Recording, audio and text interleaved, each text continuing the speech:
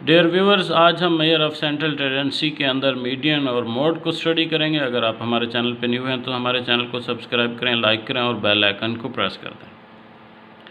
Measure of central tendency के अंदर last में हमने बेसिक्स स्टडी किया था, डेफिनेशन ऑफ सेंट्रल टेंडेंसी देखी थी, different measures of central tendency को हमने डिस्कस किया था और उसके अंदर हमने मीन को डिस्कस किया था। आज हम मीडियन को स्टडी करेंगे और मोड को, ये 2 टर्म्स को स्टडी करेंगे और हमारी अगली वीडियोस में बाकी जो टर्म रह गए हैं वो सारी हम डिस्कस करेंगे। तो viewers, median is middle most value. जैसा कि हमने 3 तरह की सीरीज़ देखी थी और हर सीरीज़ के अंदर इंडिविजुअल सीरीज़, डिस्क्रीट सीरीज़ और कंटिन्यूस सीरीज़ के अंदर हम देखेंगे कि मीडियन को कैसे कैलकुलेट करते हैं। एग्जाम्पल हमने ली, फर्स्ट एग्जाम्पल, और इसके अंदर हमने नंबर ऑफ़ वैल्यूज़ हमारी ऑड हैं, ठीक है। तो हम सबसे पहला स्टेप मीडियन कैलकुलेट करने के लिए क्या करते हैं व्यूअर्स के, हम सीरीज़ को अरेंज करते हैं। इंडिविजुअल सीरीज़ के अंदर आपने सबसे पहला स्टेप सीरीज़ को अरेंज करना है, ठीक है। जब आप सीरीज़ को अरेंज करेंगे, देखें आपके पास सीरीज़ अरेंज होके आ गई है। टोटल वैल्यूज़ हमारे पास 7 हैं। अगर वैल्यूज़ आपके पास 8 होती हैं तो 3 आप टॉप पे छोड़ देते हैं, 3 बॉटम पे छोड़ देते हैं, 1 वैल्यू आप सेंटर पे छोड़ते हैं। तो सिंपली वही आपका मीडियन होता है। लेकिन आप इसको अगर फार्मूले से कैलकुलेट करना चाहें तो नीचे इसका फार्मूला भी दिया गया है। Median is equal to n+1 divided by 2। तो टोटल हमारी नंबर ऑफ़ ऑब्जर्वेशन 7 है, +1 करेंगे तो 8 हो जाएंगी, डिवाइडेड बाई 2 करेंगे तो आपके पास फोर्थ टर्म फ्रॉम टॉप से आप काउंट करेंगे तो फोर्थ टर्म 11 ही बनती है, ठीक है। अगर आपके पास नंबर ऑफ़ ऑब्जर्वेशंस इवन हो तो फिर आप क्या करते हैं, व्यूअर्स देखें कि जितनी वैल्यूज़ आप टॉप पे छोड़ते हैं उतनी लेफ्ट बॉटम पे छोड़ेंगे और सेंटर में 2 वैल्यूज़ छोड़ेंगे, ठीक है। 3 हमने ऊपर छोड़ी, टोटल हमारे पास 8 वैल्यूज़ हैं। 3 ऊपर छोड़ी, 3 नीचे छोड़ी, 6 गई, तो हमारे पास सेंटर में 2 वैल्यू बची हैं। जब आपके पास सीरीज़ इवन होती है, लेकिन आपने हर बार मीडियन कैलकुलेट करने के लिए सबसे पहले सीरीज़ को अरेंज लाजमी करना है, ठीक है। फिर आपने इक्वल वैल्यूज़ ऊपर छोड़नी है, इक्वल वैल्यूज़ नीचे छोड़नी है। इवन सीरीज़ में सेंटर में 2 वैल्यू बचेंगी। अगर सीरीज़ आपकी ऑड होगी तो सेंटर में 1 वैल्यू बचेगी। ऑड सीरीज़ के अंदर जो 1 वैल्यू बचती है वही आपका मीडियन होता है, लेकिन इवन सीरीज़ में ऐसा नहीं होता। इवन अगर आपके पास ऑब्जर्वेशंस हैं उनमें जो 2 वैल्यू आपकी सेंटर में बचती हैं, आप उनको व्यूअर्स ऐड अप करेंगे और 2 पे डिवाइड करेंगे तो आपका मीडियन आ जाएगा। आप इसको फार्मूले से भी कैलकुलेट कर सकते हैं। इसका फार्मूला थोड़ा सा लेंथी है।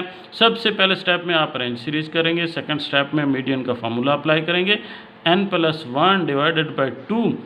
तो 8+1 divided by 2 is equal to 4.5 term आपके पास कैलकुलेट होके आ जाएगी। लेकिन ये आपका मीडियन नहीं है, ये फ्रिक्शन में है। तो हम इस टर्म को कहाँ पे देखेंगे, अगर आपकी वैल्यू फ्रिक्शन में आ जाती है तो आप मीडियन कैलकुलेट करने के लिए आगे फर्दर इस फार्मूले को एक्सटेंड करते हैं। तो उसमें आपके पास median is equal to fourth term, वो टर्म जो आपके आंसर में आई हुई है 4.5, तो 4 और 0.5 आपके पास आंसर में है, तो आप इसको प्लस कर देंगे। ब्रैकेट में आप उससे अगली term, 5th term minus 4th term, जैसा कि हम वैसे ही करते हैं। 4th और 5th टर्म को हमने एडअप किया तो 5th term minus 4th term, इस फार्मूले में सब की वैल्यूज़ पुट करेंगे। हमारे पास 4th टर्म है 11 प्लस 0.5 फार्मूले से आ रहा है। 5th टर्म हमारे पास 15 है, माइनस 4th टर्म हमारे पास 11 है। तो इस फार्मूले में अप्लाई करके आपके पास 13 आंसर आ जाएगा। वैसे भी अगर आप 11 और 15 को एडअप करें, 2 पे डिवाइड करें, 26 डिवाइडेड बाई 2, तो आपके पास 13 आंसर आ जाएगा। लेकिन आप फार्मूले की मदद से भी उसको कैलकुलेट कर सकते हैं, ठीक है। तो उसके बाद हम मीडियन देखेंगे डिस्क्रीट सीरीज़ के अंदर। अच्छा, तो वहाँ पे हम पहला स्टेप क्या करते थे, अरेंज सीरीज़ करते थे इंडिविजुअल सीरीज़ के अंदर। तो डिस्क्रीट सीरीज़ के अंदर भी सबसे पहला स्टेप आपने यहाँ पे अरेंज सीरीज़ करना है। लेकिन एक बात का ख्याल रखना है कि वहाँ पे फ्रीक्वेंसीज़ नहीं थी, ऑब्जर्वेशंस थी, तो हमारे लिए कोई इशू नहीं था, हम सिंपली अरेंज करते थे। यहाँ पे आप सीरीज़ को अरेंज करते वक्त हर क्रॉसपोंडेंट ऑब्जर्वेशंस के आगे उसकी फ्रीक्वेंसी लाजमी डालेंगे, ठीक है। फ्रीक्वेंसी भी उसी तरह से डालेंगे जो उसकी फ्रीक्वेंसी है। फ्रीक्वेंसी को अरेंज नहीं करना, ठीक है, सीरीज़ को अरेंज करना है और आगे उसकी क्रॉसपोंडेंट फ्रीक्वेंसी डालनी है। जैसे पहली हमारी ऑब्जर्वेशन 9 है उसके आगे आप देखें तो फ्रीक्वेंसी 5 आ रही है। दूसरी ऑब्जर्वेशन मैंने हाईलाइट की हुई है 2 है, उसकी फ्रीक्वेंसी 7 है, तो हमने 2 के आगे 7 लिखा, ठीक है। उसके आगे हमारे पास 3 है ऑब्जर्वेशन, तो 3 के आगे हमने 4 लिखा जैसे हाईलाइट हुआ है। उसके बाद 7 है, 7 के आगे 6 है, तो हमने 6 लिखा, ठीक है। तो आपने अरेंज सीरीज़ को करना है, लेकिन फ्रीक्वेंसी उसकी जो करस्पॉन्डेंट फ्रीक्वेंसी है आपने व्यूअर्स वो लिखना है, इस बात का लाजमी आपने ख्याल रखना है, ठीक है। उसके बाद आपने कम्युलेटिव फ्रीक्वेंसी कैलकुलेट करनी है, और कम्युलेटिव फ्रीक्वेंसी कैलकुलेट करना बहुत आसान है।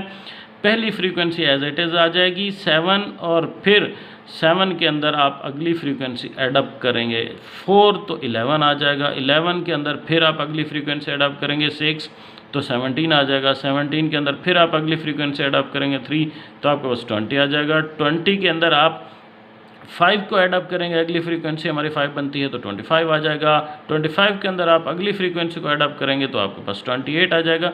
इस तरह आपके पास कम्युलेटिव फ्रीक्वेंसी 28 कैलकुलेट हो जाएगी, ठीक है।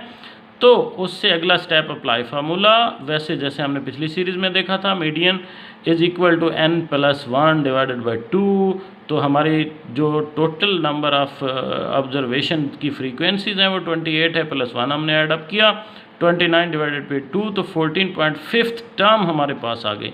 ये टर्म हमारे पास 14 कहाँ पे है, 17 में हमें आ रही है, ठीक है। 1 से 7 तक हमारे पास फर्स्ट ऑब्जर्वेशन में है, 7 से 8 से 11 तक हमारे पास अगले ऑब्जर्वेशन में है, 12 से 17 तक उस थर्ड ऑब्जर्वेशन में कम्युलेटिव फ्रीक्वेंसी में आपको आ रही हैं जो मैंने हाईलाइट किया हुआ है, ठीक है। तो आपने क्या करना है, इसका मीडियन जो आपके पास टर्म आ गई है उसकी x वैल्यू 17 टर्म्स 14.5 टर्म हमारे पास 17 कम्युलेटिव में है, तो 17 के करस्पॉन्डेंट जो x की वैल्यू है वो हमारा मीडियन होगा डिस्क्रीट सीरीज़ के अंदर, ठीक है। ये बात आपने ख्याल रखनी है, ठीक है। एक तो आपने डिस्क्रीट सीरीज़ को अरेंज करते वक्त उसकी करस्पॉन्डेंट हर ऑब्जर्वेशन की फ्रीक्वेंसी लिखनी है। दूसरा, जहाँ पे आपकी टर्म आएगी कम्युलेटिव फ्रीक्वेंसी में उसके करस्पॉन्डेंट में जो ऑब्जर्वेशन होगी वो हमारा मीडियन होगा। ये बात आप स्टूडेंट एंड व्यूअर्स ख्याल रखेंगे। उसके बाद हम चलते हैं कंटिन्यूस सीरीज़ के अंदर। कंटिन्यूस सीरीज़ के अंदर आपके पास क्लास इंटरवल्स होते हैं पहले की तरह, और फ्रीक्वेंसी होती है, ठीक है।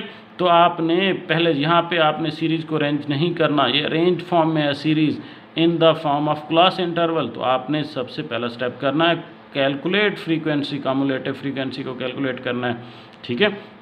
उससे अगला स्टेप आपने टर्म कैलकुलेट करने के लिए फार्मूला अप्लाई करना है, ठीक है। सेकंड स्टेप में लिखा हुआ है apply formula to calculate term n/2। इसमें ख्याल रखना है +1 नहीं आना, कंटिन्यूस सीरीज़ के अंदर +1 नहीं आना। +1 कहाँ पे था, इंडिविजुअल और डिस्क्रीट सीरीज़ के अंदर, यहाँ पे +1 नहीं आना, भूलना नहीं है। n/2 आपके पास कम्युलेटिव फ्रीक्वेंसी 24 है, ये 24n है। अगर आप फ्रीक्वेंसीज़ को सिंपली एडअप करें तो उसका आंसर भी 24 आएगा। 24 डिवाइडेड बाई 2 12th टर्म। तो आपने देखना है कम्युलेटिव फ्रीक्वेंसी पे, आपने देखना है कम्युलेटिव फ्रीक्वेंसी से हमारी 12th टर्म कहाँ पे बनती है, तो हमारे 12th के अंदर बनती है, ठीक है। तो उसके बाद हमने थर्ड स्टेप में apply formula to calculate median, जैसा कि मैंने 12 को हाईलाइट किया हुआ है यहाँ पे, वो हमारी टर्म है, ठीक है। तो मीडियन में हम क्या करते हैं, मीडियन का फार्मूला कंटिन्यूस सीरीज़ के अंदर है L+n/2 minus CFP cumulative frequency previous divided by F and multiplied by I, ठीक है। तो यहाँ पे L हमारे पास जो हमारी क्लास इंटरवल हमने सेलेक्ट किया उसका लोअर बाउंड है, n/2 की वैल्यू हमने सेकंड टर्म में कैलकुलेट की है, और CFP यहाँ पे रेड में हाईलाइट किया गया है, जो क्लास हमने सेलेक्ट की उसकी प्रीवियस की कम्युलेटिव फ्रीक्वेंसी, और F जो हमारे पास है जो क्लास हमने सेलेक्ट की 12 वाली उसकी करस्पॉन्डेंट फ्रीक्वेंसी जो है 7, वो हम लिखेंगे। हम ये सारी चीज़ें फार्मूले में पुट करेंगे। L हमारे पास क्या है, lower bound of the selected class, 12 हमारी सिलेक्टेड क्लास थी तो सेकंड क्लास बनती है, उसका लोअर बाउंड 10 है। n/2 हमारे सेकंड स्टेप में हमने कैलकुलेट किया 12th टर्म, 12 लिख देंगे। मैंने CFP हमारे पास जो हमने सेलेक्ट की टर्म, जो हमारे पास टर्म आई उससे प्रीवियस फ्रीक्वेंसी है, और F जो हमारे पास है जो हमारी सिलेक्टेड क्लास है उसकी करस्पॉन्डेंट फ्रीक्वेंसी जो है वो हम लिखेंगे, और इस तरह से हमारे पास मीडियन कैलकुलेट होकर आ जाएगा। Median is 20। Then median with the help of diagram हम कैसे करते हैं, ठीक है। तो डायग्राम से भी हम इसको डायग्राम की मदद से भी कैलकुलेट कर सकते हैं। इसमें हमारे पास हम करते क्या हैं, कंटिन्यूस सीरीज़ के अंदर हमारे पास क्लास इंटरवल हैं, फ्रीक्वेंसीज़ हैं।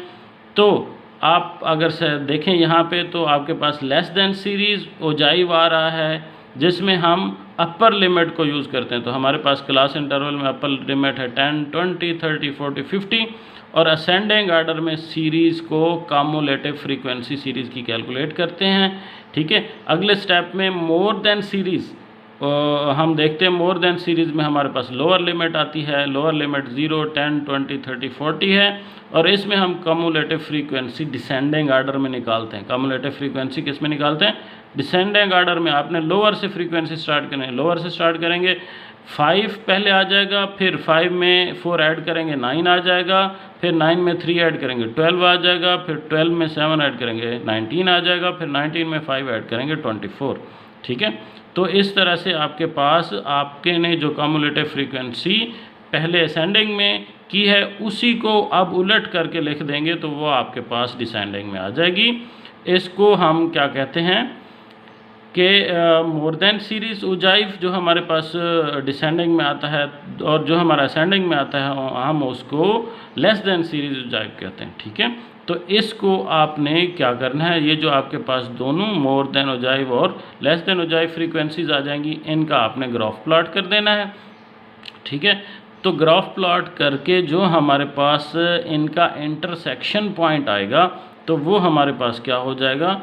अब आप यहाँ पे देख रहे होंगे, आपको नज़र आ रहा होगा कि जी जो हमारे पास लेस देन ओजाइव है वो अपवर्ड स्लोपिंग उसको हम बोलते हैं, जो हमारे पास मोर देन ओजाइव है उसको हम डाउनवर्ड स्लोपिंग बोलते हैं, ठीक है। जो हमारे पास असेंडिंग आर्डर में है वो हमारे पास लेस देन सीरीज़ है या लेस देन ओजाइव है, ठीक है, और वो अपर लिमिट पे कैलकुलेट होता है और असेंडिंग आर्डर में होता है। और जो हमारे पास डाउनवर्ड स्लोप है मोर देन ओजाइव है और वो हमारे पास लोअर लिमिट और डिसेंडिंग आर्डर में फ्रीक्वेंसीज़ को कैलकुलेट करने से आता है। हम इन दोनों का ग्राफ प्लॉट करेंगे, ठीक है। हमारे पास असेंडिंग फ्रीक्वेंसी और डिसेंडिंग फ्रीक्वेंसी का क्लास लिमिट्स के ऊपर, तो हमारे पास जो इंटरसेक्शन पॉइंट होगा वो हमारे पास मीडियन होगा। लेकिन ख्याल कीजिएगा कि जो हम ग्राफ से मीडियन निकालते हैं वो इतना एक्यूरेट नहीं होता जितना हम फार्मूले से निकालते हैं, इस बात को आप जहन में रखेंगे, ठीक है। तो नेक्स्ट चलते हैं जी, हम नेक्स्ट पढ़ते हैं मोडाल भी कहते हैं, मोड को मोडाल भी कहते हैं। तो number with highest frequency in the observation, ठीक है। तो इंडिविजुअल सीरीज़ में मोड कैलकुलेट करना बहुत आसान होता है।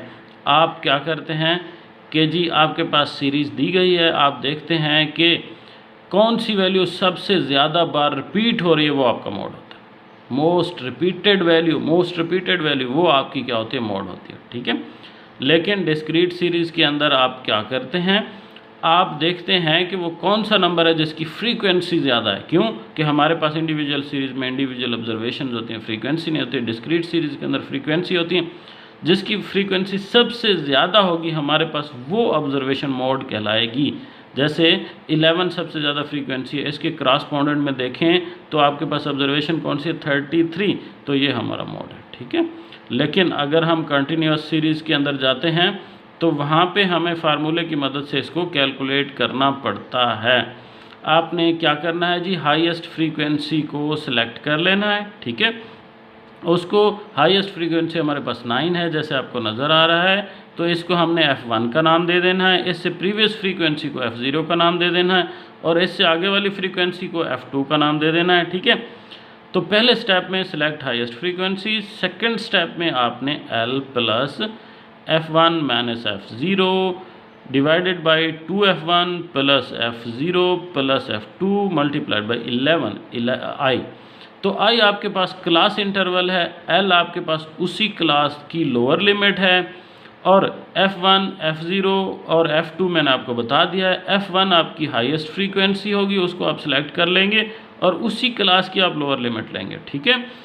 तो F0 उससे प्रीवियस फ्रीक्वेंसी और F2 उससे अगली फ्रीक्वेंसी, आप वैल्यूज़ पुट करेंगे। L हमारे पास lower bound of the selected class है, ठीक है। तो आपके पास कंटिन्यूस सीरीज़ का मोड निकल के आ जाएगा। ठीक है, ये आपको जैसे कि सीरीज़ के अंदर नज़र आ रहा है। ठीक है, तो इसमें हमारे पास व्यूअर्स 22.2 इस सीरीज़ का हमारे पास मोड आ गया। ठीक है, तो मोड हम हिस्टोग्राम की मदद से भी कैलकुलेट कर सकते हैं। हिस्टोग्राम की मदद से भी आप मोड को कैलकुलेट कर सकते हैं। जैसा कि आपके पास क्लासेस दी गई हैं, फ्रीक्वेंसीज दी गई हैं, इसी तरह आप उनमें ग्राफ प्लॉट करेंगे हिस्टोग्राम। ठीक है, जो आपके पास हाईएस्ट फ्रीक्वेंसी वाला ग्राफ होगा, हाईएस्ट फ्रीक्वेंसी वाला आपको नज़र आ रही है क्लास, हाईएस्ट जिसकी फ्रीक्वेंसी है, देखें तो ये हमारे पास क्लास है 20 to 30। तो इसमें आपने पहला स्टेप क्या करना है कि इसके फर्स्ट कॉर्नर से जो आपके पास प्लॉट हुआ है उससे लाइन खींचनी है, दूसरा जो आपका कॉर्नर है उसको जाके मीट करनी है, फिर दूसरे कॉर्नर से खींचनी है, फर्स्ट कॉर्नर को मीट करनी है, और फिर उनके इंटरसेक्शन पॉइंट से दोनों के आपने नीचे एक्स एक्सिस पे लाइन ड्रा करनी है। जो जहाँ पे वो लाइन आके एक्स एक्सिस को टच करती है वो आपका मोड होता है। तो ये 22.2 आपका मोड कैलकुलेट हो जाएगा। ठीक है, तो लास्ट में हम देखते हैं मोड, मीडियन और मीन में रिलेशनशिप क्या होता है। Mode is equal to 3 median minus 2 mean, ये आपके पास होता है, ये आपके ऑब्जेक्टिव में आ सकता है। दोबारा से देख लें, mode is equal to 3 median minus 2 mean. That is the end our today lecture. Thank you so much. अपना बहुत ख्याल रखिएगा. Stay home, stay safe.